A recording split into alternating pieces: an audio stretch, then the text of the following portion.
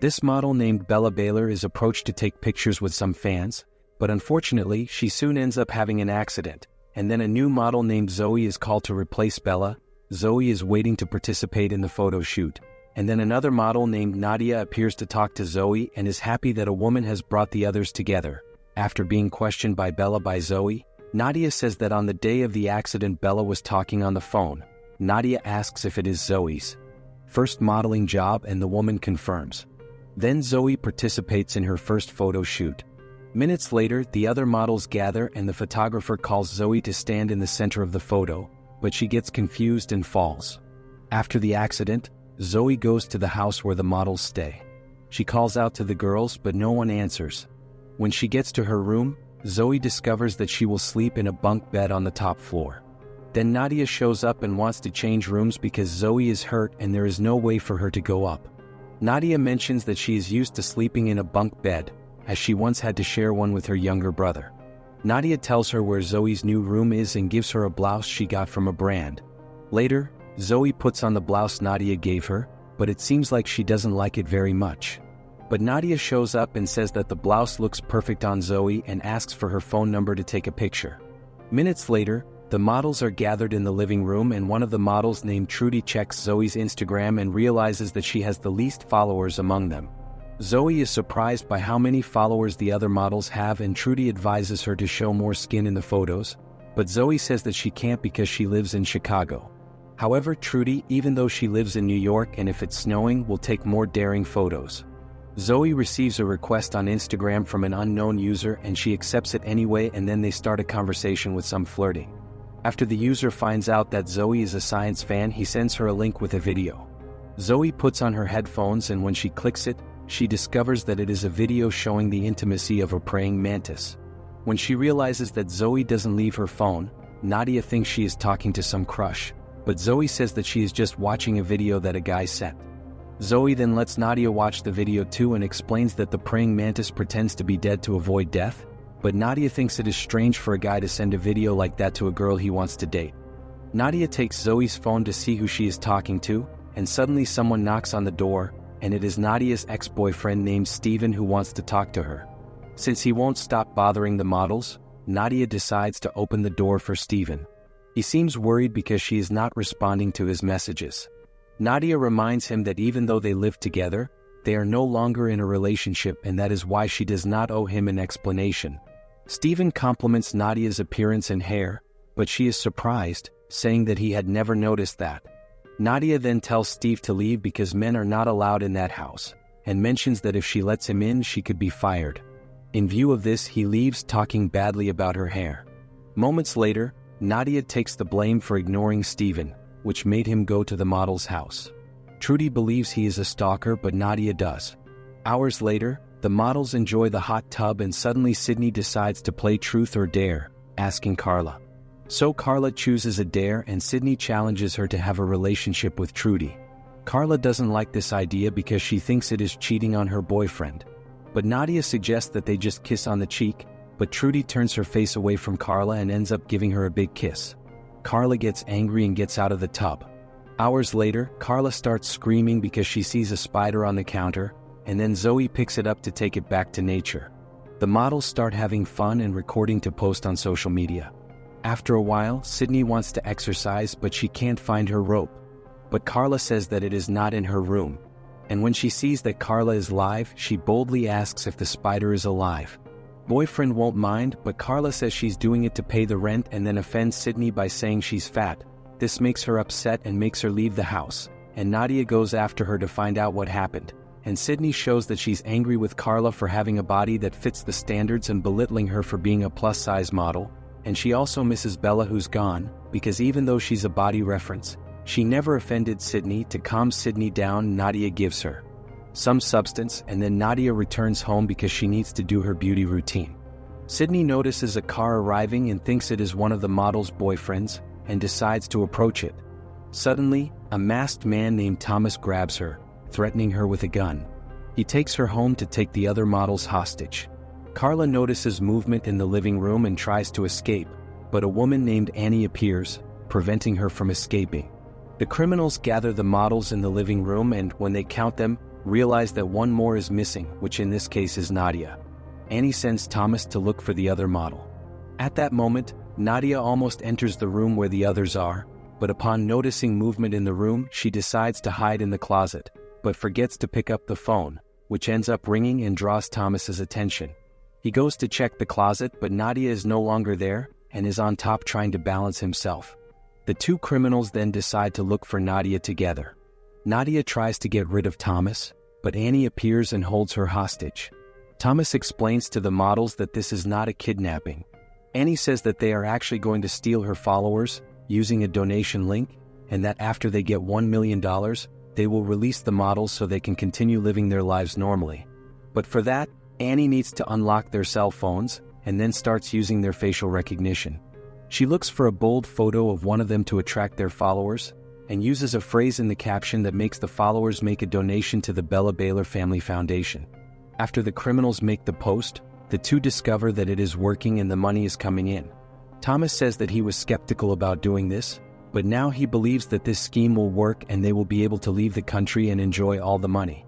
The models are feeling bad because he sees that his followers are being deceived.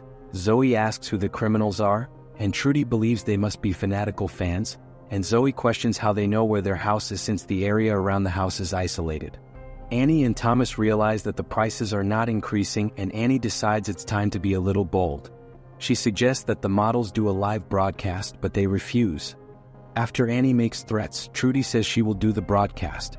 Trudy dances boldly, but the prices still do not increase. Then Carla offers herself in Trudy's place, since she is already used to doing this on her social network. Carla then shows all her talent, but suddenly she starts asking for help from her followers, but it's no use, because Annie says that all this time she hasn't been doing any broadcasts. Carla then attacks Annie to get the phone, and she opens a live broadcast to ask for help from her followers, but Annie hits her with a gun, causing the model to hit her head on the table. The others are scared when they see Carla lifeless. Seeing what Annie did, Thomas calls her attention because if they are caught they will be convicted of this crime. Now he wants to give up, but Annie convinces him not to give up, and talks about the two's plan to travel and what they will be able to buy after getting the estimated value. Thomas agrees to stay but says that they have to leave after an hour. Thomas takes Carla's body to the house's storage room, and when he returns, Annie informs him that Carla's followers are worried about the model after she appeared live and then disappeared. The two criminals lie saying that Carla is having internet problems. Minutes later, when they notice the arrival of a car, the pair of criminals hide the models. Stephen returns to the model's house to apologize to Nadia about having offended her before. When he looks, he doesn't see them inside because they are hidden and tied up behind a counter. Then Stephen comes across Thomas and asks to speak to Nadia, but he informs him that no one named Nadia lives there in that house. Stephen tries to enter, but Thomas stops him, and then Stephen leaves wondering what that guy is doing in that house, because Nadia had said that men are not allowed. Then Stephen goes to the kitchen window and sees the models trapped. He tries to call the police, but Thomas surrenders him. Stephen acts quickly and goes after Thomas and manages to grab the guy's gun, which means that Thomas is now Stephen's hostage. He warns Annie that he will shoot Thomas if she tries to do anything. Annie, with no way out, decides to surrender, and Stephen wants her to release the models. Annie bends down to release the girls, and suddenly a shot is heard and Stephen is knocked down. It is then revealed that Flip, Annie's adoptive brother, was the one who shot Stephen. Hours later, Annie asks Stephen to clean up all the tracks because the police might be able to find them. Flip takes off his shirt to clean up the tracks that Stephen and Annie left and leaves the models alone. Then Trudy and Nadia tell Zoe to get her gun, because she is the only one with her feet free. Zoe gets up and walks slowly to get the gun. She manages to grab the gun, but Flip sees her doing it. Meanwhile, Sydney tries to get free, but she ends up falling to the floor. She can see both of their faces. Thomas helps her and says that she will be fine. When he returns to his conversation with Annie, the two hear the other models screaming for help. When Thomas goes to the living room, Annie takes the opportunity and throws Sydney into the fire. Back in the living room, Thomas manages to stop Flip from taking Zoe's life. Nadia takes the opportunity to grab the gun. When Annie tries to stop her, Nadia ends up shooting her, leaving Thomas worried. But Annie says that she is fine and asks him to take care of their money. In view of this, Thomas begins to blame Flip for ruining everything. Moments later, The models are in the kitchen, and upon realizing that Annie is injured and alone, they decide to take action. Nadia warns that she has a lighter in her pocket, and then Trudy takes it and lights it, burning the ropes that are on Zoe's wrist. When they let go, Trudy asks Flip to go to the bathroom, but he tells her to do it on the floor. However, she informs him that she doesn't want to urinate, but rather to defecate. So, after Trudy insists, he approaches, and at that moment, the models attack him. Annie wakes up scared and disoriented and starts shooting aimlessly. Trudy takes advantage of the moment and hides behind the kitchen counter. Zoe manages to open the door and leave the house, but Nadia is caught by Flip. Seeing Zoe run away, Nadia tells her to seek help. Flip tells Thomas to go after Zoe because if she gets help, it could cost them a lot. Thomas then shoots her. Zoe and she falls to the ground. Trudy throws a piece of marble for Flip to let go of Nadia. Annie manages to grab Nadia, but Sydney, even burned, appears and helps Nadia and uses her rope to suffocate Annie. Trudy goes to the garage to open the door, but as the door opens slowly, and this causes Flip to arrive and hit her with a hoe, leaving Trudy lifeless. Upon returning to the room, Flip discovers that the two managed to arrest Thomas, and Sydney is pointing a gun at Flip and tells him to drop the gun. Nadia tells her to shoot him, but she ends up missing and jamming the gun, and then she throws it at him and suddenly he picks the gun back and shoots her. Nadia becomes desperate and runs to escape.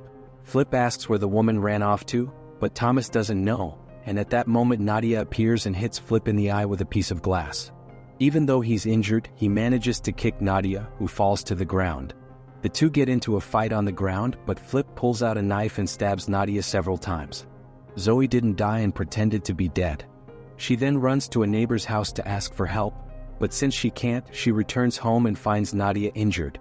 She tells Nadia that the police are coming, but the model ends up dying. Flip appears, but Thomas kicks the gun to Zoe, who quickly picks it up and shoots Flip several times. After that, Thomas asks her to let him go, and he reveals that this whole plan was Annie's, but Zoe won't let him go because he tried to shoot her. Thomas decides to reveal everything about Annie and says that her goal was to get a lot of followers and that she was the unknown user who was chatting with Zoe and the link that Zoe clicked that allowed them to get the location of the model's house. Zoe gets angry and wants to finish off Annie and asks Thomas where she is. He says she's lying in the hallway. Zoe approaches but decides to drop the gun. The police then arrive and Zoe leaves with her hands raised, and when the police enter the house to see if there's anyone else, they only find Thomas, as Annie managed to escape in time. Subscribe to the channel and watch these other videos that are appearing on your screen. Thanks for watching.